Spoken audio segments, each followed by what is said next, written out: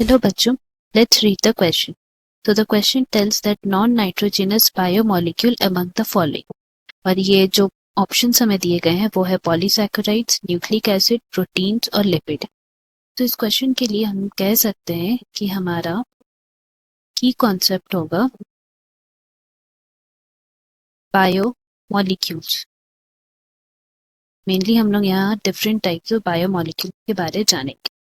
तो सबसे पहले हम लोग जानते हैं कि बायोमोलिक्यूल्स क्या है. तो बायोमोलिक्यूल्स को हम लोग डिफाइन कर सकते हैं as the most important organic molecules. And ये मॉलिक्यूल्स का सीधा फंक्शन जुड़ा हुआ है with the maintenance and metabolic process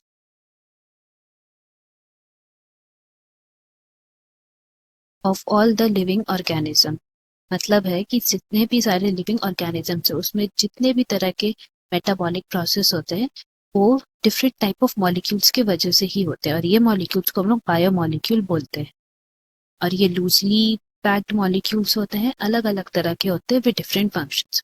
तो इसीलिए अब हम लोग बात करते हैं डिफरेंट टाइप ऑफ मॉलिक्यूल्स जो दिए हुए हैं.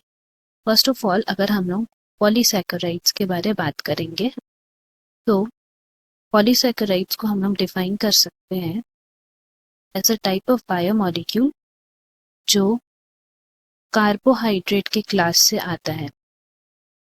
दैट मीन्स क्योंकि ये कार्बोहाइड्रेट के क्लास से आता है तो ये मोनोमर होता है उन मॉलिक्यूल्स का जिनका फॉर्मेशन होता है elements carbon, hydrogen and oxygen. ये तीन एलिमेंट्स को मिला के कार्बोहाइड्रेट्स फॉर्म होते हैं एंड बहुत सारे कार्बोहाइड्रेट्स पॉलीसैकेराइड्स बनाते हैं. तो दैट इज वाई ये कार्बोहाइड्रेट क्लास का है एंड इनके मोनोमर्स होंगे carbon, hydrogen and oxygen.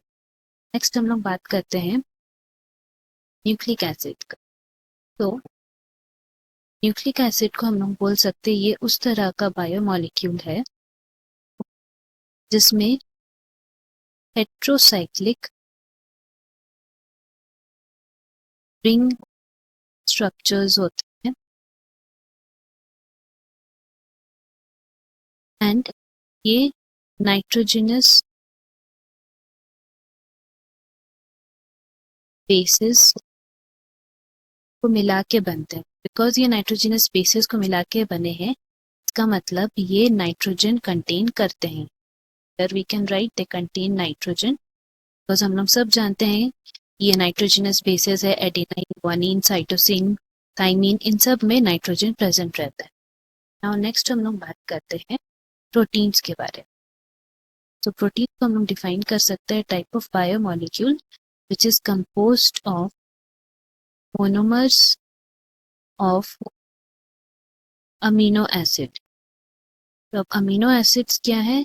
Amino acids वो है which contain group of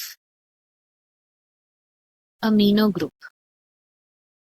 that is वो ग्रुप जिसमें NH3 प्रेजेंट रहता है. दैट मीन्स ये नाइट्रोजन कंटेनिंग है क्योंकि यहाँ पे भी हमें नाइट्रोजन मिलता है.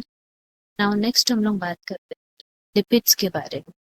तो लिपिड्स को हम लोग डिफाइन कर सकते हैं type of biomolecules which are made up of fatty acid. और फैटी एसिड्स किसका बना होता है? ग्लिसरॉल का बना होता है जो कि एक तरह का hydrocarbon and carboxylic acid group से बिलोंग करता है. इसका मतलब है कि यहाँ पे भी सोल एलिमेंट्स जो होंगे कार्बन, हाइड्रोजन एंड ऑक्सीजन ही होंगे.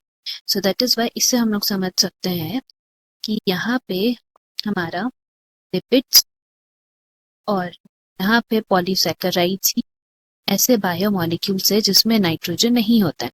हमें क्वेश्चन में भी वही पूछा है कि नॉन नाइट्रोजनस बायोमॉलिक्यूल्स कौन होंगे. तो यहाँ नॉन नाइट्रोजनस बायोमॉलिक्यूल्स होंगे polysaccharides and lipids. That is 1 and 4. तो ऑप्शंस में हम लोग देखेंगे 1 and 4 ऑप्शन सी में है. तो ऑप्शन सी हमारा करेक्ट आंसर होगा. एंड यहाँ हम लोग लिख भी सकते हैं कि option D is our correct answer.